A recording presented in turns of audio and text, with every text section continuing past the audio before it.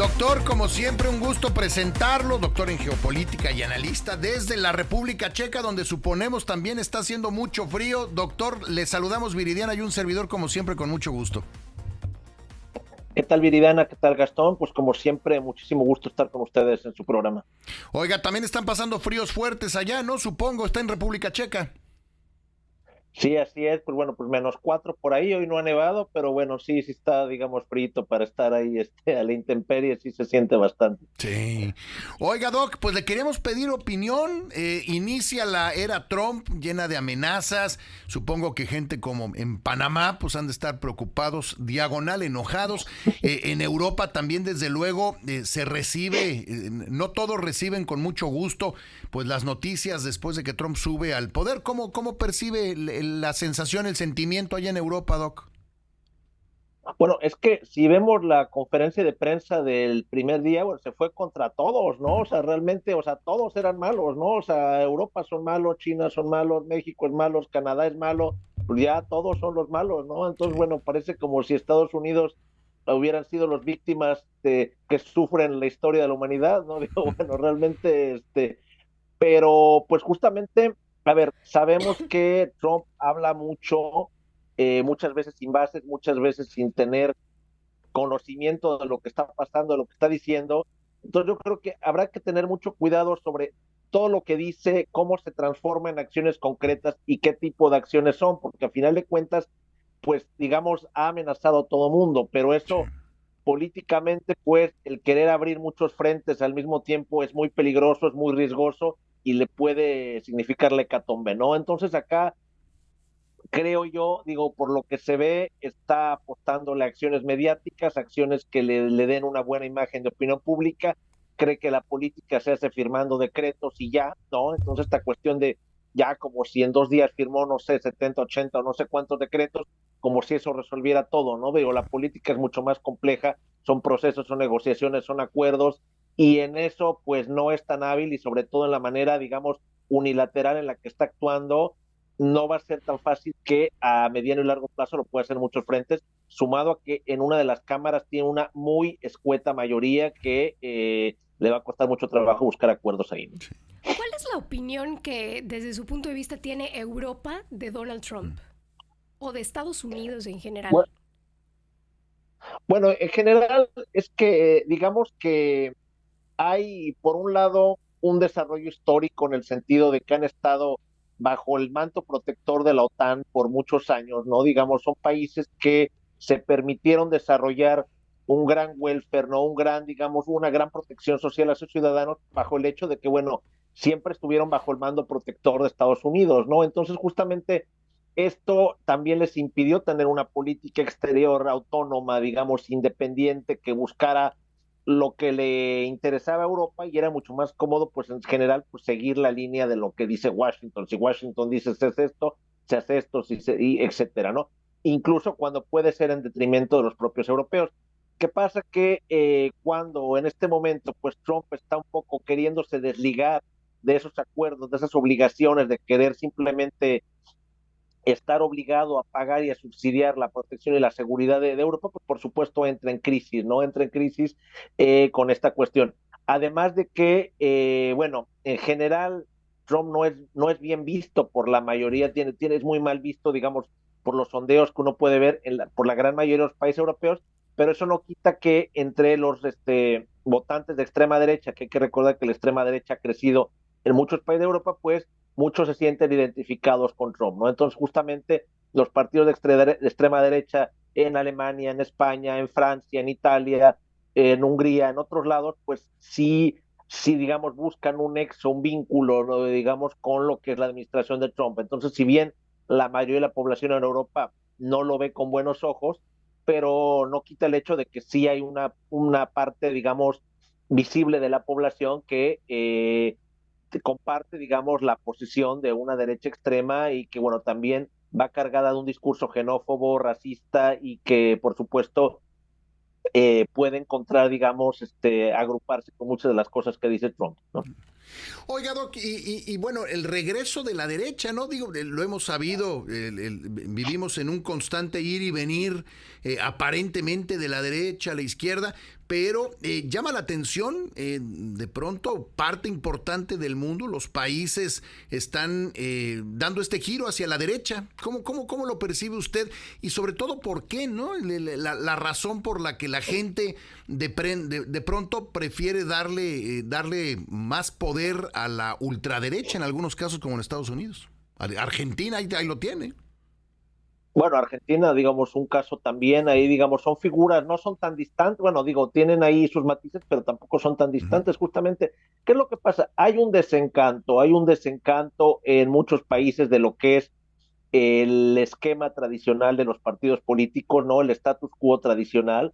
A final de cuentas, varias décadas de neoliberalismo y entonces, pues, llevaron también justamente a muchas cuestiones, ¿no? Diga, muchos cambios y en los últimos años, los últimos 5 o 6 años, sumado a la crisis, la salida del COVID y la posterior crisis económica, la inflación que hubo en muchos países, hubo una caída real del poder adquisitivo, una caída real del poder económico de las clases medias y que por supuesto en estas situaciones de crisis pues la gente fácilmente se deja llevar por salidas fáciles, no por el que parece más razonable, sino por el que grita más, por el que promete más, por el que arenga más.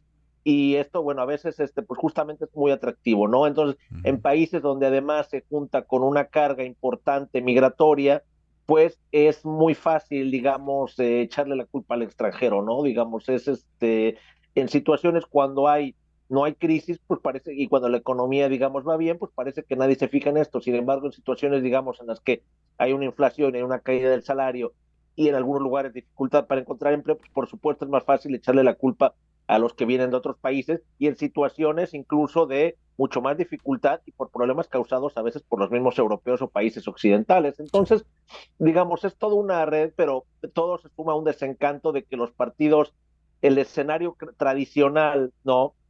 Digamos, la derecha clásica o la socialdemocracia clásica, pues no trajeron soluciones para mucha gente y por supuesto los ven en esta dinámica de decir, pues todos son más de lo mismo, ¿no? Entonces cuando llega uno de fuera que te promete y te dice, todo esto, pues dice, bueno, pues ¿qué tenemos que perder? Pues bueno, lo peor es que sí se tiene todavía que perder, ¿no? Sí, Digo, se claro. puede perder todavía mucho más, ¿no? Sí, claro. ¿Qué opinión hay de este lado de ese lado del mundo con toda como que pareciera que el mundo se hartó de este movimiento woke en el que pues queremos derechos para todos, igualdad para todos y la línea de derechos a todas las comunidades y minorías, a los migrantes, etcétera? Y pareciera como que Europa siempre tuvo un pie adelante de eso, incluso adelante de lo que Estados Unidos lograba. Estados Unidos dijo basta. Creo que fue como algo muy obvio cuando eligen a Donald Trump como presidente, que lo que querían era poner un fin a esta promoción, vamos a llamarlo así, creciente que tenía el wokismo. ¿En Europa lo ve similar? O sea, como que se cansaron. No, yo creo que esa polarización que, digamos, si uno abre la página de Fox News, no la aguanto más de 10 minutos, pero si uno lo abre un rato, uno puede ver justamente ese discurso Exacto. a cómo polarizan, digamos, ¿no? Cómo todo es acá, esta cuestión extrema. O sea, el hecho de que ya ponen a Michelle Obama como izquierda extrema, o sea, te da Sí. una idea de que, bueno, o sea, no es hasta qué punto polarizan cualquier cosa, pero también yo creo que hubo un error de cómo tratar políticamente estos temas, ¿no? Digo, porque a final de cuentas, los temas que desde un punto de vista de la izquierda, dijo, ojo, sin quitarle la importancia de lo que puedan tener las problemáticas de género y, digamos, las problemáticas de las minorías, ojo, simplemente, pero el hecho de las temáticas que pueden unificar es justamente hablar de que ha habido una caída del poder adquisitivo, ha habido una caída del salario, ha habido sobre todo una desigualdad que ha aumentado de una manera impresionante. Si vemos la cifra de cómo los multimillonarios, digamos, vimos la primera línea de los Sí. que estaban invitados ahora a Ujú. la toma de posesión, pues vemos que justamente ellos son, digamos, sobre ellos es que se tiene que centrar el discurso. ¿Cómo es que estas personas han acumulado 300,000, 400,000 millones de dólares y se habla que Musk puede duplicar su fortuna en menos de 10 años, lo que ya tiene, que es muchísimo? Son cuestiones obscenas sobre las que se tendría que sentar el discurso, ¿no? Justamente ahí es la cuestión. ¿Cómo es posible esas cifras?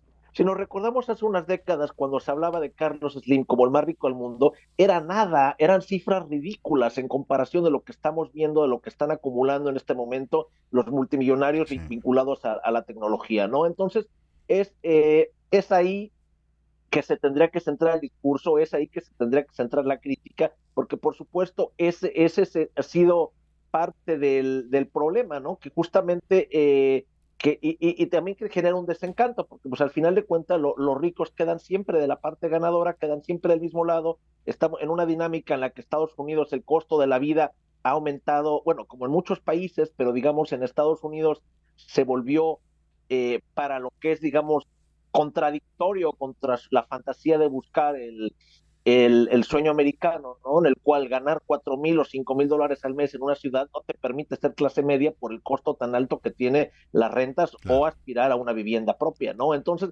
eso te hace pues, ver que es muy, muy contradictorio y por supuesto ahí se tendría que centrar, digamos, ¿no? La cuestión de la crítica. Entonces ahí el hecho de que a veces los republicanos supieron muy bien justamente cómo dividir, digamos, no hubo, además de que, bueno, fueron malas campañas por parte de los demócratas tampoco es un partido de izquierda, es un partido donde hay elementos de izquierda, pero no es un partido de izquierda, es un partido que mezcla diferentes intereses, mezcla diferentes grupos, ¿no? Digamos, hay también multimillonarios que apoyaron a Biden y a Kamala después, ¿no? Entonces, justamente esa mezcla, pues lo hace un partido también con muchas contradicciones y que la propuesta política no siempre era atrayente, ¿no? Porque justamente no se centraban a veces en los mismos puntos y lo único que fueron es hacer una campaña de reacción, ¿no? Te Sí. ataco de ser woke y tú tratas de no ser woke. Te ataco de defender a los migrantes y tú tratas de mostrarte duro contra los migrantes, pero de una manera tibia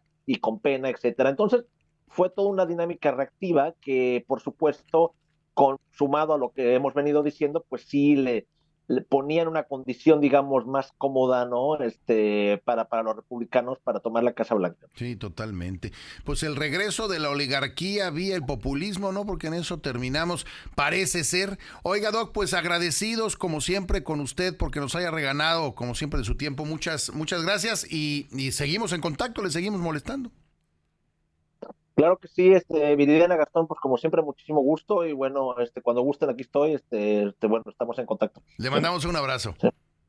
Un abrazo. Ahí lo tiene, es el doctor Rolando Dromundo, doctor en geopolítica, analista desde la República Checa y la visión que hay allá en Europa, sobre todo en Europa del Este, el regreso de Donald Trump.